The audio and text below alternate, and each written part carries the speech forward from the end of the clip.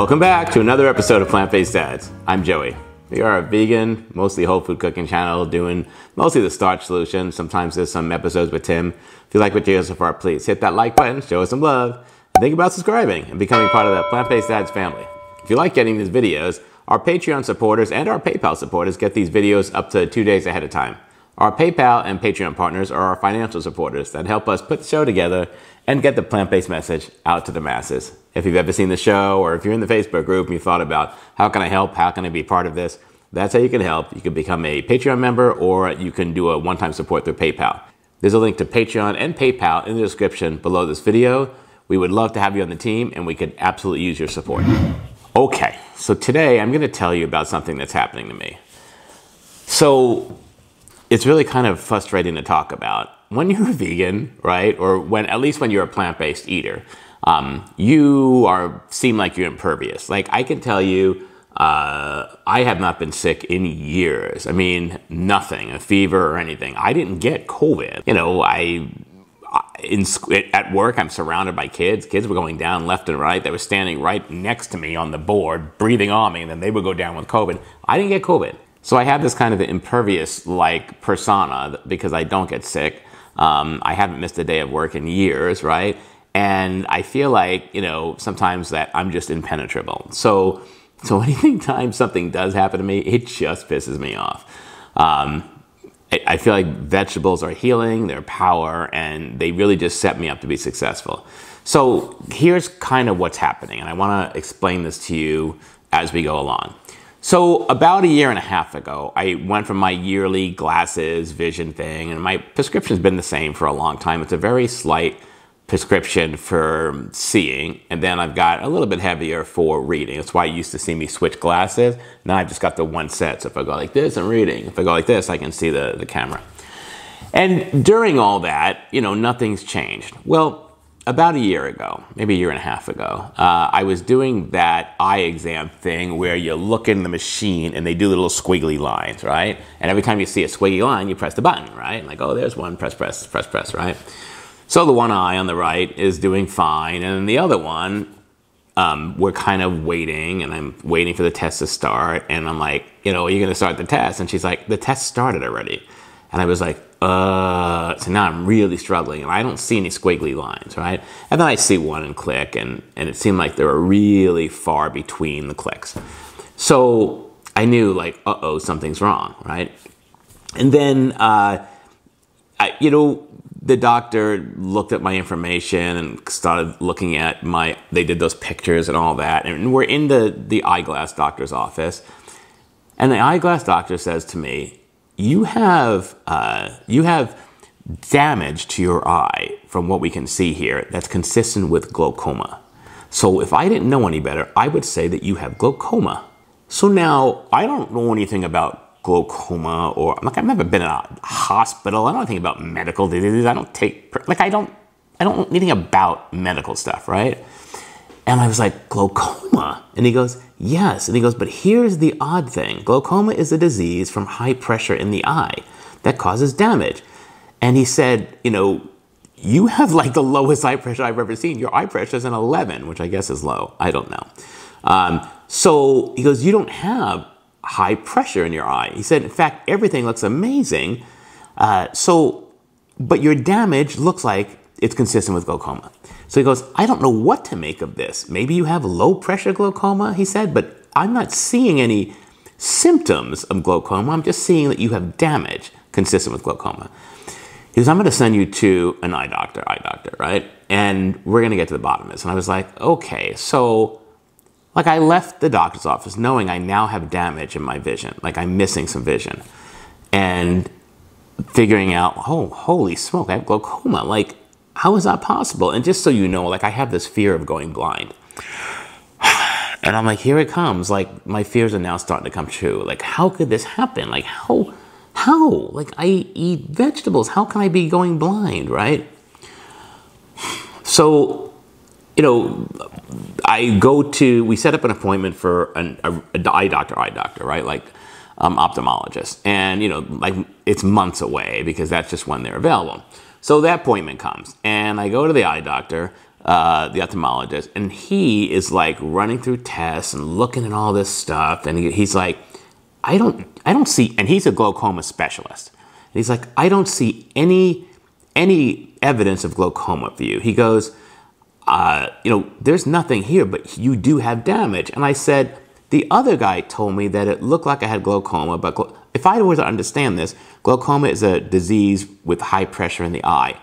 But when I was at the doctor's office, the eyeglass place, they said I had low eye pressure. He goes, yes, and the same thing happened here. You have an 11 here. Again, you have very low eye pressure. You don't have glaucoma symptoms. He goes, and they took pictures of it, and here's the photo of your eye, and here's the one eye, and here's the other, and these big, beautiful pictures, right? And he goes, notice like there's nothing here on the one eye, and then when you go over here, there's nothing here except for these spots where there's damage. Otherwise, your eye looks really healthy. Like for almost 60 years old, you have an amazing set of eyes.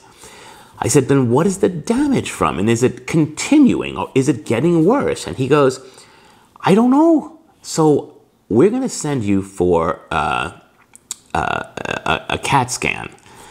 And maybe we'll be able to get more information. So I said, okay, let's do that. So we went for a CAT scan. I went for a CAT scan, and now it's another month or two later, and I come back, and then he's going through all these results of the CAT scan, and he goes, no, we're not seeing anything here. Nope, nope. And he's all the way down this list, and he's almost at the end. He goes, we're not going to find anything here. There's nothing here. And there's nothing here. And then he goes, oh, wait a minute, what's this? I was like, oh, no, like you were just down to there's nothing, and now we're at, oh, wait a minute, this isn't good, right? And then he's like, and then he says, okay. He goes, we definitely see a problem here. And I was like, holy crap, here it comes, right? And he goes, it looks like that you have some type of mass or a tumor on your pituitary gland. And I was like, a tumor? And he goes, yeah, something that's there that's not supposed to be.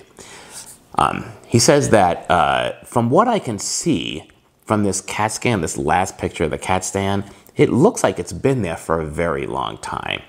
And I'm like, so more than a few years? He's like, it could have been there for 15 years. Like it doesn't look like, it looks like it's crusted or hard from what he can see. He goes, we're gonna need an MRI to really be able to tell what this is all about. But I'm gonna send you to a neurosurgeon. And I want the neurosurgeon to do this with you. He goes, I've gone as far as I can. You don't have glaucoma, but it looks like you have a tumor in your pituitary gland. I was like, okay. And I said, well, this damage that's on my eye, why is that happening? He goes, the tumor is on your pituitary gland, which is up against the back of your eye. Now, the pituitary gland controls growth and, like, I guess, hormones and all sorts of stuff for men. And, here's the other thing about this. The pituitary gland controls growth. I'm only 5'2". Like, how long have I had this thing? Have I had it since I was a kid, right? Like, how long have I had it? So he goes, you're going to have to go to a neurosurgeon. They're going to have to worry about this, but you don't have glaucoma. I said, what about the damage? Can that be reversed? He's like, it's really hard to tell. The neurosurgeon will have more information for you. So I said, okay. So I met with a neurosurgeon over teleconference from work, and he said, you need to go for an MRI. I really need to see. I see what the doctor's talking about. I believe that he's correct, but I need to see this. I need an MRI. And I was like, okay. That was an ordeal because I didn't know. I got to the MRI place, and the first one I went to, they put, I should have known something was wrong. They checked me in, right? And I was in the waiting room. They came out and they said, Joseph. And I said, yes. And they said, come on in. So I go to have the MRI done. I'm getting prepped and all that. And they asked me, how's your leg doing? And I go, it's fine. Why do you ask? She goes, because we're taking pictures of your leg. And I was like, no, we're not. We're taking pictures of my eye. And they were like, okay, hang on. Go wait outside. So I went to wait in the waiting room. And then the same lady came out and said, Joseph Matezo or something. And the guy stood up. I was like, oh my God, like they got the wrong person. Like this should have been a sign right there. Then they call me and I said, okay, are we doing first she goes, is your last name Troxel? And I go, yes. She goes, okay. I said, we're doing the eye, right? She goes, yes. I said, okay. She goes, we're going to put an IV in you because I needed an IV for this thing. It was with and without contrast. So the lady, they bring me to the place to put the IV, and the lady was like, she just looked nervous and new. And I said, hey, how you doing? She goes, oh, I'm good, thank you. I was like, okay. So she's doing the thing, and she goes to put, now anytime I've ever had an IV to draw blood or whatever, they always go, this is gonna be hard to miss. I can see your veins right here, right? So she's like going, let me see. And then she puts this thing around and she goes, your veins are upside down. They run the reverse way. And I was like, what? What are you talking about? Like, no one's ever told me that. So she goes to put the IV in, and it goes in, and I'm like, oh, ow, like really painful, right? But it's in. So then she goes to put to do something with it, and she's like, and it falls out, right? And now blood's like squirting on my arm and all that. And she's like, oh, here we go. Oh. And I was like, holy crap. I'm like, just take it out, just take it out. So she takes it out. She goes, okay, let's try it again. I went, nope, we're not trying it again. She's like, I'll get someone else. I'm like, not at all. We're done here. I'm leaving. Like, there's just no way. I mean, you had the wrong patient. You're not able to put, like, I'm out of here. Like, forget it. So that was like the first sign that this was not going to go well. So then I make an appointment for a different MRI place, Simon Imaging here locally in Phoenix. And a month and a half later or whatever, and I go to get that MRI done, right? And now I'm actually in the MRI room, right? And they lay me down and they go to wheel me into or push me into this machine. And I go, we're just putting my head in here, right? And he goes, no, your whole body's going in here. And I was like, no, they're trying to push me into this tube. And I got my hands out going, oh no, I'm not going in that. And they're like, we have to take pictures of your brain. I'm like, oh no, I'm claustrophobic. I can't go in that. Like, I can't sit in that tube. Like, how long am I gonna be in there? He's like, 30 minutes. I'm like, oh no, not at all, right? I said, I can't do this, I'm sorry. So, and I sat there going, wait a minute, I have to do this. Like, I'm all IV'd up, like I'm ready for this, right? I need to know. So, I mean, I went back and forth with him, okay, let me try this, let me try this, let me just do it. And as he started pushing in, I grabbed the end of the machine, went, I can't do it, I can't do this, I can't do this. He was like, it's okay. So I said, I need an open MRI. And they're like, all right. So they rescheduled me for an open MRI. I go to the open MRI, which is a table you lay down on, and there's another thing right up at your face. Same thing. I can't do this. So now we're like 3.5 months after this whole thing, right? And I cannot get this MRI done. I'm just too claustrophobic. So I'm really stressed about this. I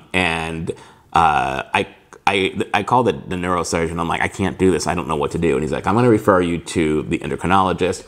He's going to provide you a sedative. I was like, perfect. That's what I need, right? Like, just knock me out. So I called the endocrinologist. He prescribes the sedative for me. And we go back a third time for this MRI. And, you know, the sedative has the 3 pills in the bottle. That's it, right? And he's like, take one before you go in, before you leave the house, and then take one when you get there. And I said, all right. So I took one before I left the house, and Tim took off from work and drove me to this place. And then when we sat down in the doctor's office, I'm like, Tim, I don't feel nothing. I'm like, I'm gonna take this other one. So I took this other one, and now I've never taken a sedative before. Like, I've never taken medication other than like ibuprofen. And I take this, and now we're going in the room to change and put the gown on and all that. And Tim's like, you were a chatty cat. Like, you did not shut up. And Tim's texting his friends going, I don't think this is going to work. Like, he hasn't like stopped talking. So Tim's like, maybe you should take that third one. And I'm like, I think I'm going to, right? So I take the third one, and I remember they called me in. And so Tim goes in with me, and I lay down on this thing, and they're talking about, you know, they're about to put the IV in me. And seriously, that's the last thing I remember. And I remember I was not asleep. I didn't fall asleep. I was fully awake, but they laid me down and said, okay, Joseph, we're going to put you in the machine now. I was like, oh, okay, no problem. And they pushed me in there, and they're like, you're going to be in there for 20 minutes, and then we're going to take you out, and we'll take out the contrast, and then we'll put you back in for 10 minutes. I said, okay. So I just laid down. Next thing I know, they're pulling me out going, hey, are you doing okay? I was like, yeah. They're like, all right, we're done with the contrast. We're going to do the other 10 minutes. I was like, listen, no rush. Take your time, right? No problem. And that all goes well. So after that whole deal with the MRI is done. I'm so happy it's done. And then Tim brought me home. So cut to the end. I speak with the neurosurgeon again. He looks at it and he goes, yes, it's confirmed. You do have a tumor on your pituitary gland. And he said, it's not growing. It's old. We just need to get it out. Like, it just needs to come out. It is pressing against the back of your eyeball. It is causing damage to your eye because that's happening. We just need to get it out. And he goes, we do lots of these tumors on pituitary glands. Like, and the guy that I'm going to here at in Phoenix, Barrows Neurological Institute is like world renowned, right? Like this, if I'm going to have this done right here in my hometown, this is a place. It's also, you know, where all of our doctor friends work, right? It's, you know, kind of a big part of our lives. So, you know, I know the people that are doing this and the whole bit, so I'm pretty comfortable. But that's what's happening. I have a tumor on my pituitary gland that has been there for who knows how long, which just pisses me off, right? Because of my lifestyle and what I eat. So I'm going to have it removed. As of right now, it's on June 20th, they're going to do the surgery. And what they're doing is, it's the kind that they can't get rid of with medication. They're going to snake something up my nose. And I guess this is, you can look this up. If you've had this done, leave a note in the comments below. Let me know what to expect. They're going to snake something off my nose, up my nose with a camera and a tool. And they're going to grab that thing off there and take it down and pull it back through my nose. And then I'll have a recovery time of like 4 weeks, right? So they said that, you know, I'll be recovering for 4 weeks. I'll be groggy the first day or two, and then I'll be healing, but I'll be tired very quickly and very easily. So I don't know where I'm going to be with videos and keeping up to date with that. And it's also, you know, the summer is my time off from work, so I got to have it done then, right? And I have to have this done. Like, I don't want any more damage to my eye. I am mad because this happened and I'm in this position. But, you know, I also have to look at it as when every single time we looked at these photos or whatever, each of the doctors were like, you have amazing eye health. Like, everything is crystal clear. Like, there's nothing going on. And for almost 60 years old, I'm going to be 58 here in October. For almost 60 years old, that has to be attributed to my diet. I mean, there's no other reason, right? So I'm going to go in the hospital for this. I'll be in the hospital, I guess, 1 or 2 days. Again, I've never been in a hospital. I don't know anything about hospitals. I've never taken any medication other than antibiotics and ibuprofen. That's all I've ever taken. I've never broken anything. I've broken an arm or anything. Like, I don't do medical stuff, right? But I'll be in a hospital overnight or for a day or two while they do this and I heal from it. And then I'll come home to heal for the rest of the summer. I have to be at work by July 27th. That's when the school year starts again for next year. So that's where I am with that. So I'm kind of scared. I mean, it's a routine procedure, I guess, but I've never been on anesthesia. Well, I guess once when they did the colonoscopy. There they found nothing also. But again, that's because of all the fiber in my diet. So I think I have to thank my diet for putting me in this position where I should be able to recover. And he told me, like, you're going to recover really fast. You're going to be fine with this.